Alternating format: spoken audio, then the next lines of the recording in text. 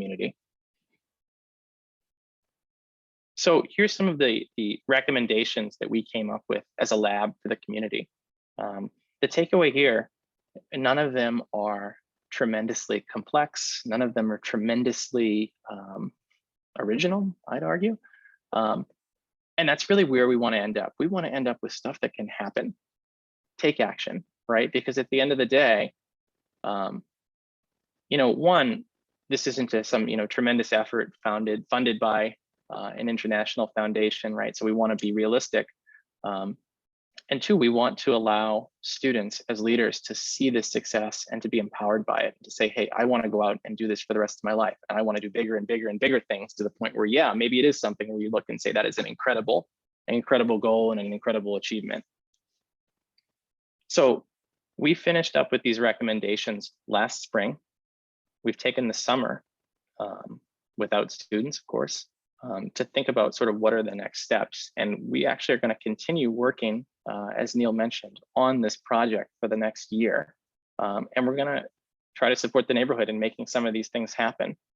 And we really, it's a shift to this longitudinal model for us, where we're going to stay and not sort of walk away, right, and move on to the next project. And we're still sort of in an experimental stage, right? I think we're going to try this. We're going to see how it goes, and in the future, we might scale this in a way where the follow-up looks different. But right now, we're going to continue working with the neighborhood as they create what's called a business district advisory council. So it's going to be a group of leaders that hopefully will work with the city and other resources to try to figure out how can the neighborhood support itself. And our students will provide research, resource, support, policy work. They'll attend the meetings. So they'll be right in the middle of it as we sort of set up a new quasi-governmental organization. And there've been a few, we call them prototypes, that have been worked on over the summer, sort of as proof of concept as we move forward. And honestly, we're pretty excited about this, and we think that it's making a difference in the community.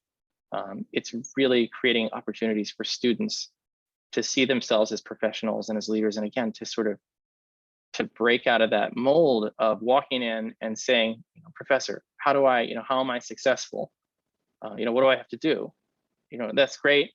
But if we're trying to create a group of people who are going to be disruptive leaders, who are going to be adaptive leaders, we have to give them, again, the space where they can sort of say, hey, professor, I think this is how we're successful. And we can say, I agree, yeah, let's move forward. And I'm going to help you with this. And I'm going to say, let's define together what our success, what is this going to look like? And we see a transformation in students where they walk out and they just feel empowered and they have a voice.